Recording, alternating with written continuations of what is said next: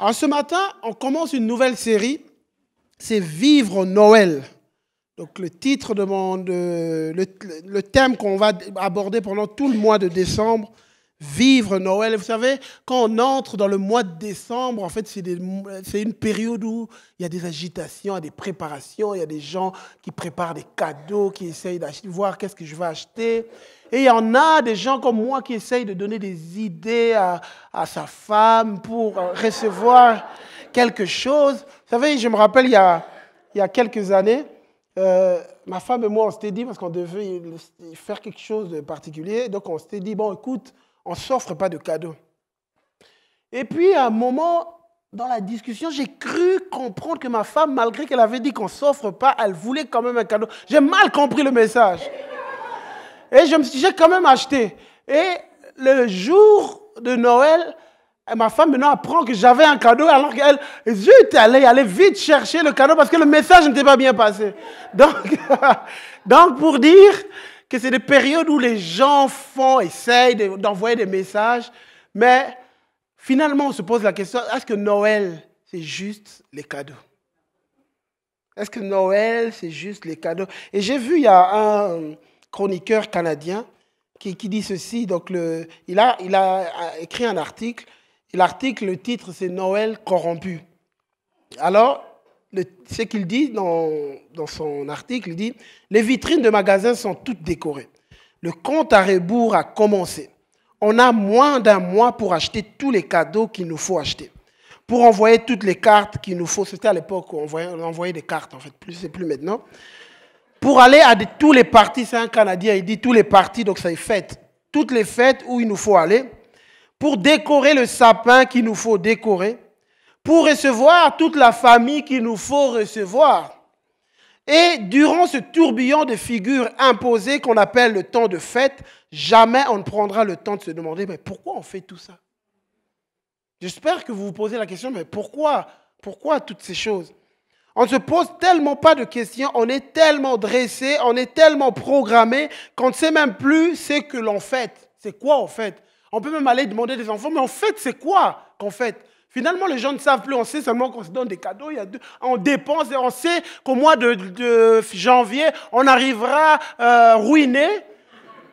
Mais on sait juste, mais finalement, il n'y a pas de sens.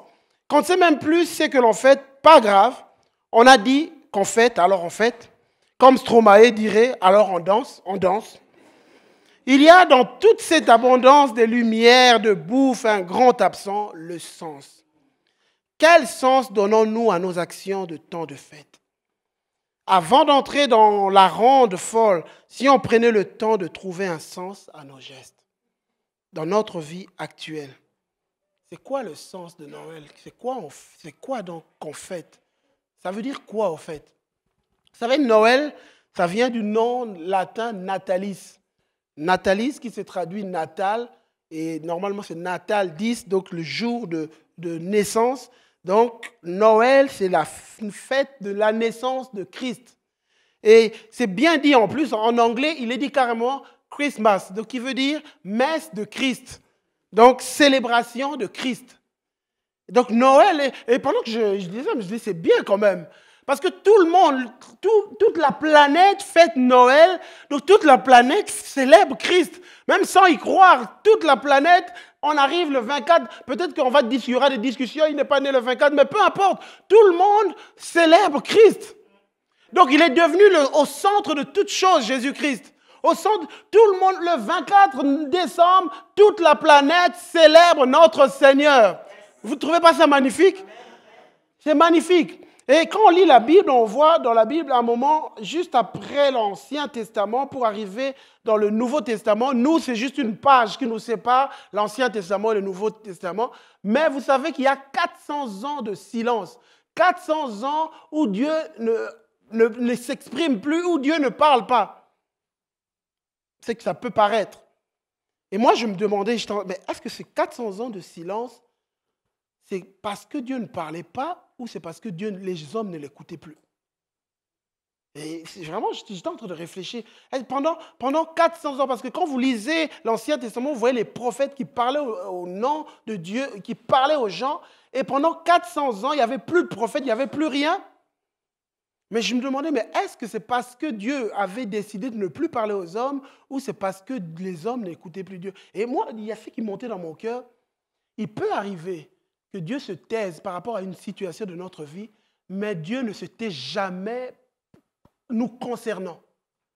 Ça veut dire qu'aujourd'hui, tu peux avoir demandé quelque chose à Dieu et qu'il y a une sorte de silence de Dieu, mais le silence de Dieu par rapport à une chose ne veut pas dire que Dieu s'est tu par rapport à tout. Dieu parle toujours. Moi, je me rends de plus en plus compte qu'on a un Dieu qui parle.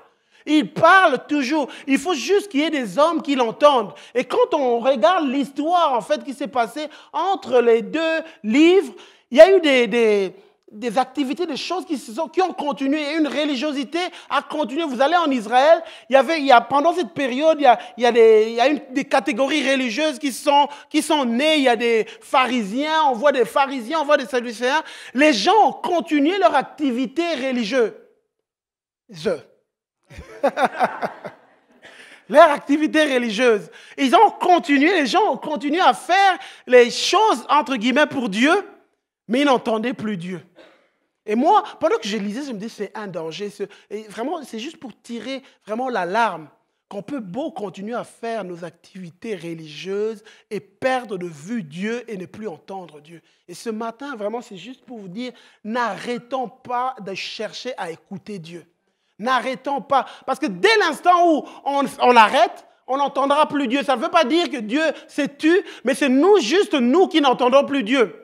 Et j'ai aimé la prédication de Thierry jeudi passé qui parlait du fait d'être près de Dieu. Et c'est un peu, il donnait l'exemple comme les GSM. Quand on sort du périmètre, le GSM ne capte plus, il n'y a plus de réseau et on ne capte plus. Ça ne veut pas dire que partout sur la terre, il n'y a plus de réseau. C'est juste nous qui sommes sortis du périmètre. Et c'est ça qui se passe en fait en Israël. Ils sont, pendant cette période de 400 ans, ils sont sortis du périmètre. Et ils n'entendaient plus Dieu. Et ça paraît comme si Dieu s'était tu, mais c'est juste eux qui n'étaient plus. Et ce matin, je voudrais juste dire à chacun d'entre nous, ne sors pas du périmètre. Reste, continue à entendre Dieu. Parce que si il n'y a plus de gens qui entendent Dieu, la religion va peut-être avancer. Il y aura des activités religieuses, mais il n'y a plus de relation avec Dieu.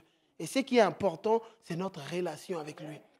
Et puis on voit subitement, c'est quand le Nouveau Testament commence, on voit subitement Dieu qui commence à se manifester. Dieu qui commence à se manifester, on voit plusieurs personnes vont rencontrer des anges. Plusieurs personnes vont voir des anges. L'évangile, le début du livre, tous les évangiles, on voit des gens qui rencontrent des anges qui viennent visiter des hommes. On voit Zacharie qui va voir un ange, Marie, Joseph, les bergers. Il y a une manifestation grave de Dieu, du surnaturel de Dieu. Et donc en fait, vivre Noël, c'est vivre ce surnaturel-là qui vient. Dieu, quand il commence à se manifester, il y a un surnaturel qui vient. Il y a un surnaturel. Quand des hommes reviennent, il y a le périmètre et là, il y a le surnaturel de Dieu qui se manifeste. Et moi, ce matin, je vais voir 2 points. Vivre Noël, c'est reconnaître le bras de l'Éternel dans notre réalité. Vivre Noël, c'est vivre le miracle avant de le voir. Donc, le premier point, vivre Noël, c'est reconnaître le bras de l'Éternel dans notre réalité. On voit Luc. On va se baser sur le livre de Luc, l'évangile de Luc. Luc chapitre 1 à partir du verset 5. Au temps où Hérode était roi de Judée, il y avait un prêtre nommé Zacharie qui appartenait au groupe de prêtres d'Abia. Sa femme, une descendante d'Aaron, le grand prêtre, s'appelait Élisabeth. Ils étaient tous deux justes aux yeux de Dieu et obéissaient parfaitement à toutes les lois et tous les commandements du Seigneur. Mais ils n'avaient pas d'enfants, car Élisabeth ne pouvait pas en avoir. Ils étaient déjà âgés tous les deux. Un jour, Zacharie exerçait ses fonctions de prêtre devant Dieu. Un ange du Seigneur apparut alors à Zacharie. Il se tenait à la droite de l'autel, servant à l'offrande de l'encens. Quand Zacharie le vit, il fut troublé et saisi de crainte. Mais l'ange lui dit, « N'aie pas peur, Zacharie, car Dieu a entendu ta prière. Élisabeth, ta femme, te donnera un fils que tu nommeras Jean. Il viendra comme un messager de Dieu. Il formera un peuple prêt pour le Seigneur. Mais Zacharie dit à l'ange, comment saurais-je que cela est vrai, car je suis vieux et ma femme aussi est âgée. Et l'ange lui répondit, je suis Gabriel, je me tiens devant Dieu pour le servir. Il m'a envoyé pour te parler et t'apporter cette bonne nouvelle, mais tu n'as pas cru à mes paroles qui se réaliseront pourtant au moment voulu. C'est pourquoi tu vas devenir muet, tu seras incapable de parler jusqu'au jour où ces événements se produiront. Nous avons ici un homme, Zacharie, un homme pieux, un homme qui craint Dieu, un homme, je dirais un homme entre guillemets d'église. Un homme qui vient à l'église, par exemple, parole d'espoir. Un homme qui peut-être même sert, qui est fidèle, qui fait tout ce qu'il doit faire. Mais il y a un problème dans son cœur. Il y a l'incrédulité qui a bâti des forteresses en lui. En lui, donc, il y a vraiment une forteresse d'incrédulité. Et l'ange lui apparaît. L'ange lui dit des choses extraordinaires qui vont se passer. Et lui, la seule chose qu'il trouve à dire, est-ce que c'est vrai ça? Est-ce que c'est vrai ça? C'est tellement sa réalité est grande à ses yeux, ça l'empêche de recevoir ce que Dieu lui donne. Et ce matin, j'aimerais dire, Noël, c'est au milieu de notre réalité, pouvoir voir quand Dieu se rapproche de nous. Et il y a tellement de gens qui sont tellement absorbés par leur réalité. Voici ce qui ne va pas dans ma vie. Mais est-ce qu'on s'en sortira? Il y a ceci qui ne va pas, il y a ceci. Et quand Dieu vient, on n'arrive pas à reconnaître le bras de Dieu. On n'arrive pas à reconnaître tellement qu'on voit que notre situation, ça ne changera pas. C'est impossible. Je ne vois même pas comment les choses vont changer. Tellement on est captivé par ça.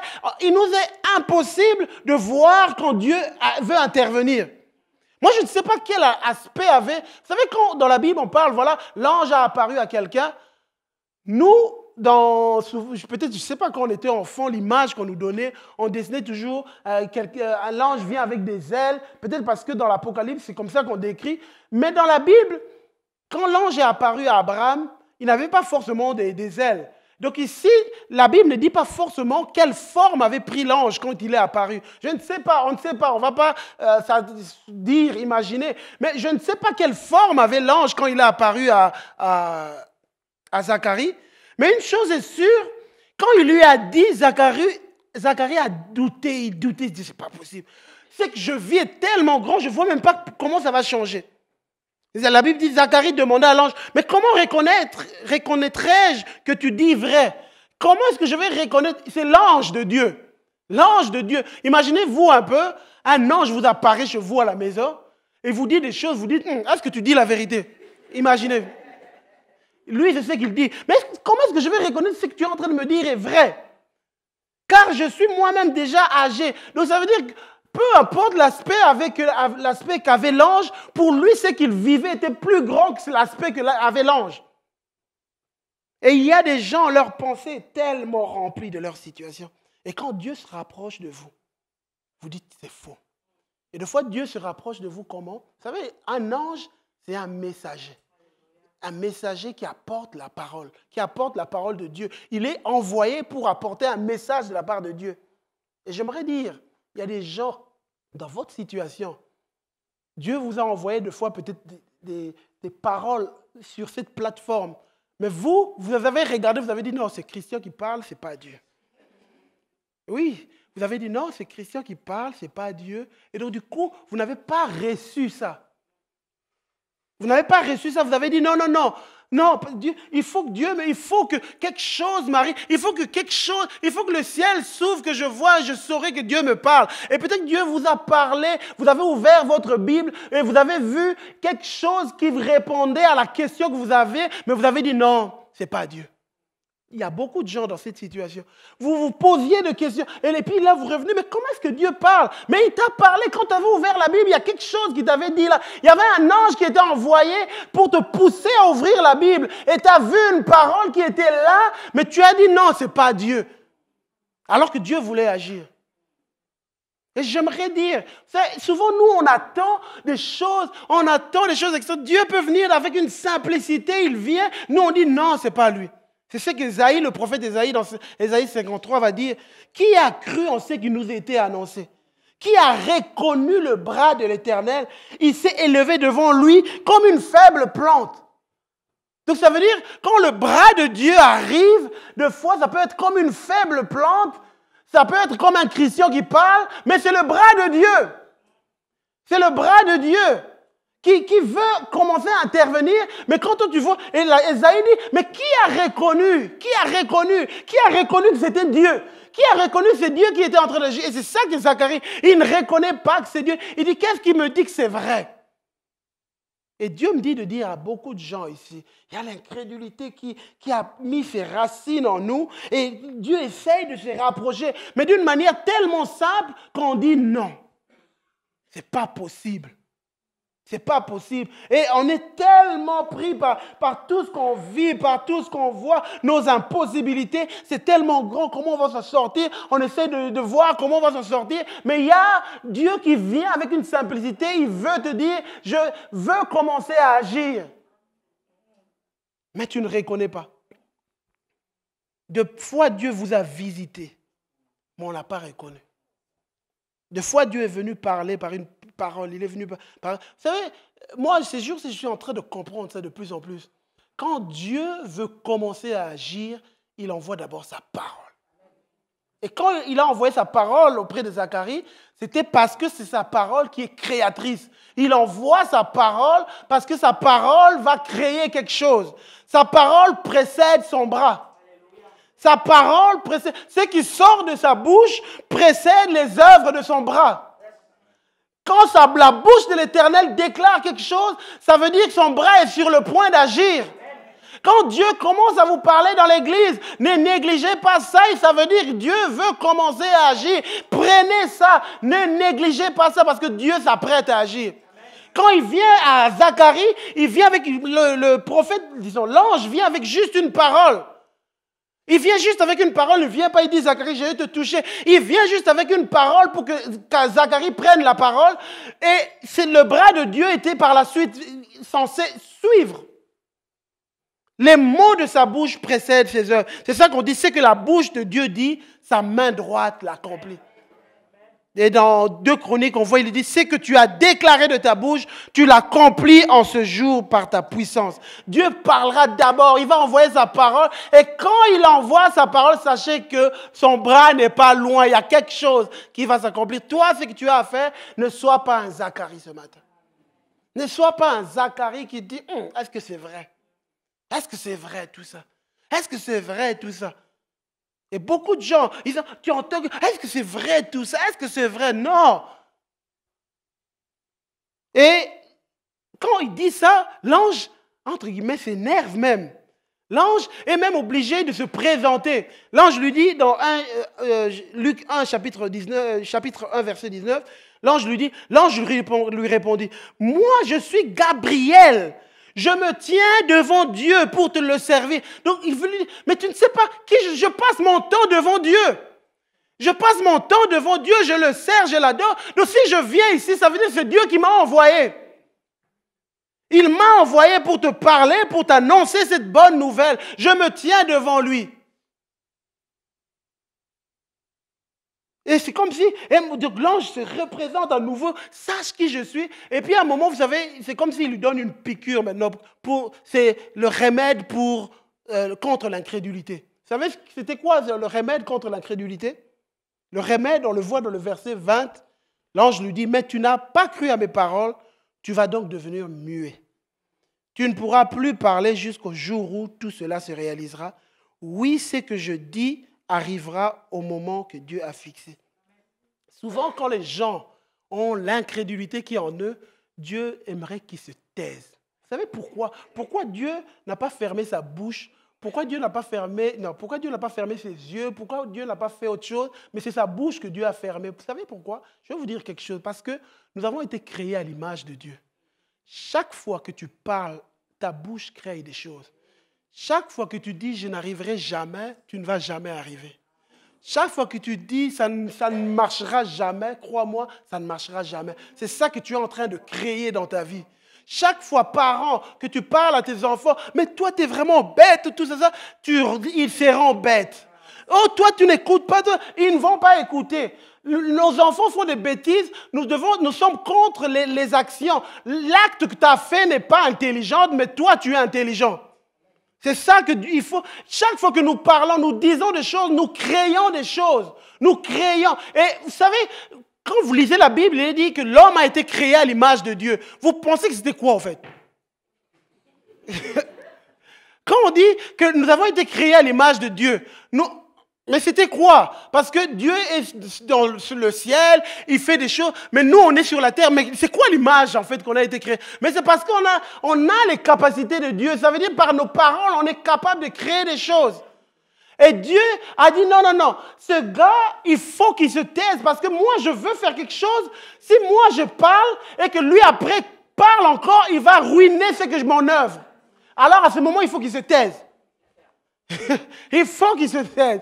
Et c'est ça. Et l'ange lui dit non, non, non, tu vas maintenant, tu vas te taire. Dieu, et c'est ça que Dieu a. Et dès l'instant où Zacharie s'est tu, l'œuvre a commencé pendant plus de 9 mois. Dieu a commencé à faire son œuvre. Et moi, j'aime parce que Dieu a commencé à faire son œuvre en Zacharie, mais aussi en Élisabeth, la femme de Zacharie. Il y a quelque chose qui a commencé à se faire quand ils se sont tus.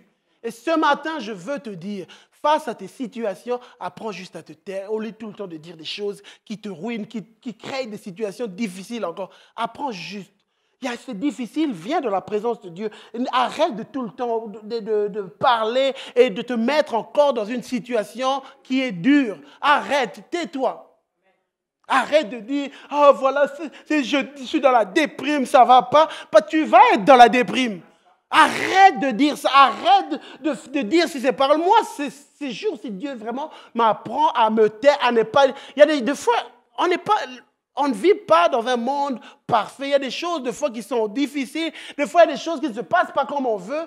Moi, c'est juste si j'apprends juste, tais-toi. Parle-en Dieu, tais-toi. Parce que plus tu en parles, ça crée quelque chose en toi. Ça détruit.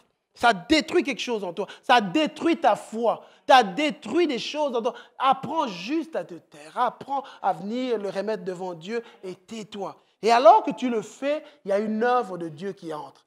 Et c'est ce qui s'est passé avec Zacharie. Pendant 9 mois, il y a une œuvre qui est en train de se faire. Pendant 9 mois, sa femme, il y a quelque chose qui est en train de se passer dans sa vie, dans la famille, il y a quelque chose, parce que juste, il y a un homme qui s'est tué. Et dans Luc chapitre 1, on voit, la Bible dit, le temps où Élisabeth devait accoucher arriva et elle enfanta un fils.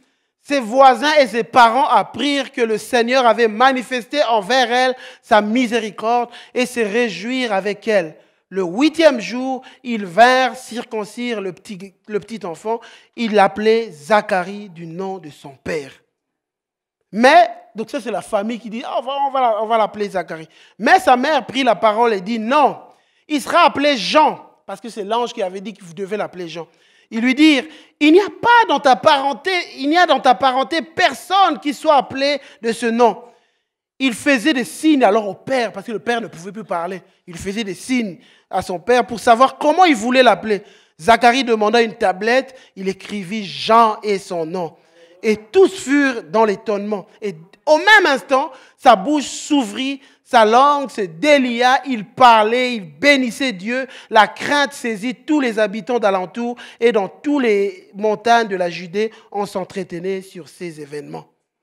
Vous savez, on a une femme ici, Élisabeth, qui a vécu pendant plus de 9 mois avec un homme qui ne parlait plus. Peut-être que c'est la prière secrète de certaines femmes. Seigneur qui me parle. Et peut-être que c'est la prière secrète de certains hommes. Et on voit aussi le contraire, que quand l'œuvre de Dieu s'est manifestée, que sa langue s'est déliée, peut-être qu'il y a des femmes qui prient que mon mari, depuis que je l'ai... C'est un homme qui ne parle pas, qui n'exprime pas ses sentiments. Seigneur, délie sa langue. Délie sa langue. Peut-être qu'il y a des femmes qui sont dans cette situation, mais peu importe la situation où vous vous trouvez, nous voulons être ce que Dieu veut qu'on soit. On veut être ce que Dieu veut qu'on soit. Et donc on voit un homme qui vient et puis, paf, il y a quelque chose qui se passe. Et puis les gens viennent, ils disent, mais c'est pas possible. C'est Zacharie qu'on doit lui donner comme nom. Et puis le père se lève, il dit non, Jean sera son nom. Et dès l'instant où sa bouche s'ouvre, c'est plus les plaintes qui sortent, mais c'est la louange, la gloire. Et j'aimerais dire, quand on laisse Dieu faire et quand notre bouche s'ouvrira, c'est pour rendre gloire à Dieu. C'est pour élever Dieu. Mais pour arriver à cet endroit, il faut qu'on apprenne à tourner nos dos sur notre réalité à nous. Sur notre réalité. Vous savez, ce jour-ci, j'étais en train de lire l'histoire de Pierre dans les Actes des Apôtres. Quand on a appelé Pierre, il y avait une femme qui servait, s'appelait Dorcas. Dorcas, elle était en train de servir, elle aidait les gens. Et puis elle est tombée malade, elle est décédée. Et puis les gens ne supportaient pas que la Dorcas meure. Ils appellent Pierre. Pierre, viens, écoute, viens prier pour Dorcas. C'est pas possible, elle ne peut pas mourir. Voici, regarde tout ce qu'elle a fait. C'est pas possible. Et j'aime bien parce que ça vraiment, c'était une révélation pour moi. Pierre, quand il arrive, la Bible dit, toutes les veuves l'entourèrent en pleurant. Lui montrèrent les tuniques, les vêtements que faisait Dorcas pendant qu'elle était avec elle. Pierre fait sortir tout le monde. Bon, sortez, les gens étaient en train de pleurer parce qu'il y avait la réalité, la femme était morte. Pierre fait sortir tout le monde et puis il reste seul dans la chambre et puis il fait quelque chose d'extraordinaire. Il se met à genoux et puis il prie. Mais il y avait quelque chose que je n'avais jamais remarqué depuis plusieurs années, mais que j'ai remarqué. Il est dit, et il pria, puis se tournant vers le corps. C'est comme si, quand Pierre est arrivé, quand il s'est mis à prier, il a donné dos au corps. Il s'est mis à prier, le corps était derrière, et puis il s'est mis à prier. C'est comme s'il ne voulait pas regarder cette réalité-là. Parce que cette réalité allait le déstabiliser. Il ne voulait pas regarder. La Bible dit, il s'est mis à genoux, il s'est mis à prier, il a prié, il a prié, il a prié. Et quand les convictions sont nées en lui, il s'est retourné alors vers le corps. Et quand il s'est retourné vers le corps, et puis il a dit, Tabitha, lève-toi. Elle ouvrit les yeux et ayant vu Pierre, elle s'assit. Et ce matin, je veux te dire, mon frère, face aux situations mortes de ta vie, face aux situations, tourne-toi, tourne le dos à ça, arrête de regarder ça, mets-toi à prier, cherche les convictions de Dieu, cherche la parole de Dieu et quand ça va monter, tourne-toi vers ces situations mortes de ta vie, parle à ces situations et tu verras comment ça va ressusciter. Ne laisse pas ces situations te déstabiliser. Ne laisse pas, parce que si tu le regardes, ça te fera parler comme Zacharie. Si tu regardes ces situations, tu diras à l'ange que quand Dieu va te parler, tu lui diras, mais ce n'est pas possible, ça ne se fera pas. Mais si tu tournes ton dos, tu laisses Dieu te remplir, tu laisses Dieu te remplir de conviction, de feu, de vie, alors tu laisses Dieu et après tu peux te retourner et parler à ta situation. C'est ce qu'il faut qu'on fasse. Noël, c'est des hommes et des femmes qui se lèvent, qui croient en ce que Dieu fait, qui refusent que l'incrédulité les fasse parler, qui refusent que l'incrédulité fasse tuer l'œuvre de Dieu dans leur vie. Noël, c'est des gens qui disent non, moi je veux vivre les miracles de Dieu, je veux vivre l'œuvre de Dieu, je veux vivre cela, je refuse l'incrédulité, je refuse de parler avec des paroles inspirées par l'incrédulité, je veux que Dieu fasse son œuvre dans ma vie. Deuxième point, vivre Noël, c'est vivre le miracle avant de le voir. Avant de le voir. 6 mois après qu'Élisabeth soit tombée enceinte, une autre femme est en train de vivre une rencontre avec un ange. Et cette femme, c'est Marie. Marie, on le voit dans Luc chapitre 1, à partir du verset 26. Il est dit ceci, le sixième mois, l'ange Gabriel fut envoyé par Dieu dans une ville de Galilée appelée Nazareth, chez une vierge fiancée à un homme de la famille de David, appelé Joseph. Le nom de la vierge était Marie. L'ange entra chez elle et dit, « Je te salue, toi à qui une grâce a été faite. Le Seigneur est avec toi. Tu es bénie parmi les femmes. » Troublée par cette parole, Marie se demandait ce que pouvait signifier une telle salutation. L'ange lui dit, « N'aie pas peur, Marie, car tu as trouvé grâce auprès de Dieu. Voici que tu seras enceinte, tu mettras au monde un fils et tu lui donneras le nom de Jésus. » Marie dit à l'ange, comment cela se fera-t-il puisque je n'ai pas de relation avec un homme? L'ange lui répondit, le Saint-Esprit viendra sur toi, la puissance du Très-Haut te couvrira de son ombre. C'est pourquoi le saint enfant qui naîtra sera appelé Fils de Dieu. Marie, elle ne réagit pas de la même manière que Zacharie. Et on voit, en fait, c'est vraiment ces histoires vont en parallèle. Luc, quand il explique, il raconte cette histoire, ça va ensemble, ils sont de la même famille. Élisabeth, c'est la cousine de Marie, elles sont parentées. Et Marie, quand l'ange lui dit toutes ces choses, la seule chose, elle est troublée, elle se dit, mais comment ces choses vont se faire? Ça me dépasse. Comment est-ce que ça va s'accomplir? Elle ne dit pas que c'est faux. Elle dit juste, wow, mais comment est-ce que ça va se faire? Ça me dépasse. Je ne comprends pas comment ça va se faire. Et l'ange lui répondit, le Saint-Esprit viendra sur toi, la puissance du Très-Haut te couvrira comme une ombre. Et couvrira, en grec, il est dit episkiazo. Ça veut dire enveloppera. Le Saint-Esprit t'enveloppera et l'Esprit viendra, la puissance de Dieu te couvrira. Vous savez, quand moi j'écoutais ça, disons, je lisais ça, moi je crois que dès l'instant où quand Marie a accepté, il y a quelque chose qui s'est mis en elle. Mais quand l'ange lui dit, la puissance de Dieu te couvrira, Marie n'a pas senti une puissance, la toucher, elle ne s'est pas sentie, oh, il y a une chaleur, quelque chose. Non, elle n'a rien senti. Elle n'a rien senti, il n'y a rien qui s'est passé. L'ange a juste parlé. L'ange a parlé, et puis Marie a reçu, et puis il y a quelque chose qui s'est mis en elle. Et il y a quelque chose qui... Et Noël, c'est vivre la puissance de Dieu qui couvre les hommes, les femmes, pour faire naître quelque chose, même quand on ne voit rien, même quand on ne sent rien. Même quand tu ne vois rien, même quand tu ne sens rien, sache que la puissance de Dieu peut être à l'œuvre et tout dépend de ton attitude face à la parole de Dieu. Ça n'a rien à voir avec ce que tu ressens, ça n'a rien à voir avec ce que tu vois, ça n'a rien à voir avec les sensations, ça a à voir avec la décision de ton cœur par rapport à la parole de Dieu. Et Noël nous appelle à rechercher le surnaturel de Dieu, à vivre la puissance de Dieu juste parce qu'on accepte la parole de Dieu. Juste parce qu'on accepte. Juste parce qu'on accepte. Et j'aime bien parce qu'il y a quelque chose qui va se passer. Marie, elle reçoit la parole. Et puis, paf, on voit, l'ange lui commence à lui dire, écoute, l'ange lui explique un peu la situation qui est en train de se passer. Elle n'était pas au courant. L'ange lui dit, voici qu'Élisabeth, ta parente, a conçu. Elle est elle aussi un fils en sa vieillesse, celle qui était appelée stérile, et dans son 6e mois, elle est enceinte, elle est déjà en 6e mois, car rien n'est impossible à Dieu.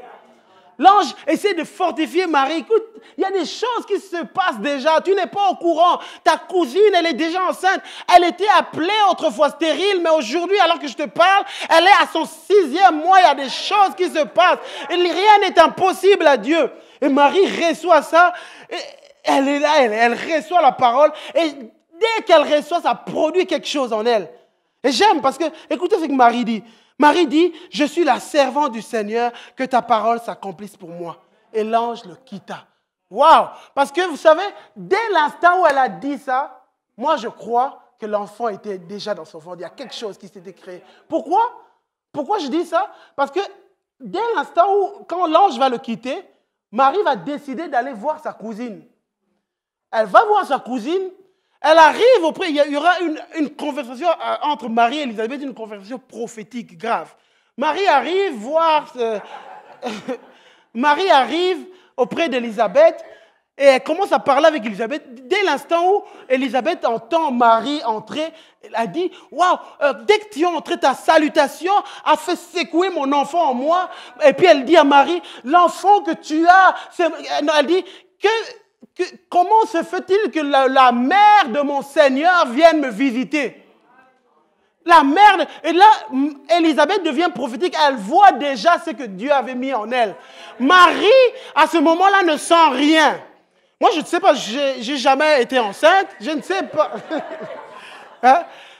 Je ne sais pas, est-ce que le premier jour quand la femme tombe enceinte, est-ce qu'elle sent des choses? Peut-être qu'il y aura des malaises, mais elle ne sent pas qu'il y a un enfant qui bouge, il n'y a rien, elle ne le sent pas. Elle ne le sent pas. Et donc, Marie, ce jour-là, elle ne sentait rien. Elle a juste arrivé chez sa tante, sa cousine. Sa cousine déjà voit ce que Dieu avait fait. Et ce matin, je veux te dire, le miracle de Dieu est déjà dans toi. Le miracle de Dieu est déjà en toi. Même quand tu ne sens rien, même quand tu ne vois rien, il y a déjà le miracle de Dieu en toi. Même quand tu ne vois rien. Noël, c'est ça, Noël. Noël, c'est une femme qui ne voit rien. Vous savez, Marie, à ce moment-là, sa situation n'était pas arrangée. Elle avait un fiancé qui n'était pas content d'apprendre qu'elle était enceinte. Elle était sur le point d'être, excusez-moi le terme, d'être larguée. J'essaie d'utiliser le langage de maintenant, d'aujourd'hui. Elle était sur le point d'être mise dehors par son mari. Et là, elle arrive à cet endroit juste parce qu'elle avait quelque chose en elle. Elle apprend à se réjouir. Elle ne le voit pas, elle ne le sent pas, mais elle sait que Dieu a commencé à faire quelque chose en elle. Et ça, j'aime. Et puis quand Marie ouvre sa bouche, j'aime parce que, écoutez ce qu'elle dit. Et Marie dit, mon âme exalte le Seigneur. Mon esprit se réjouit en Dieu, mon Sauveur, parce qu'il a jeté les yeux sur la bassesse de sa servante. Car voici, désormais, elle commence même à prophétiser sur elle-même. Elle commence à prophétiser sur elle-même. Elle dit, voici désormais, parce que Dieu a fait, écoute, elle change même de rôle, elle change, elle dit, voilà, désormais, toutes les générations me diront bienheureuse. Il a déployé la force de son bras. Elle prophétise déjà ce qu'elle est en train de devenir. Ce matin, j'aimerais te dire, mon frère, ma soeur, commence déjà dans la prière à déclarer ce que tu es. Commence à bénir, même quand tu n'as rien vu, même quand tu ne sens rien. Dieu a commencé son œuvre, c'est encore petit. C'est encore petit en toi, mais il y a une œuvre qui a démarré. C'est encore petit. Vous savez, quand une femme est enceinte, on va voir l'échographie. L'enfant est tellement petit, il n'y a encore rien, mais il y a quelque chose qui a démarré. Ce matin, peu importe ce que tu avais à cœur, tu avais demandé à Dieu et que tu n'as rien vu, mais tu avais reçu une parole. Crois-moi, c'est encore petit, mais il y a quelque chose qui a démarré. Il y a quelque chose qui a démarré. Tu ne le vois pas, mais il est là. La chose, elle est là, elle est là. Et Marie commence juste à bénir Dieu. Il a déployé la force de son bras. Il a dispersé ceux qui avaient dans le cœur des pensées orgueilleuses. Parce que le Tout-Puissant a fait pour moi des grandes choses. Alléluia. J'aimerais vous dire, la Marie qui parle à cet endroit, elle n'a pas encore vu de ses yeux physiques les grandes choses. Elle n'a pas encore vu les grandes choses. Mais elle ose dire, le Tout-Puissant a fait pour moi des grandes choses. Et ce matin, j'aimerais vraiment vous encourager. Apprenons à être de ceux qui apprennent juste à élever la louange. Peu importe ce que mes yeux voient. Peu importe, parce que je crois que Dieu m'avait parlé. Je crois que Dieu m'avait dit, alors je bénis Dieu parce qu'il a fait pour moi des grandes choses.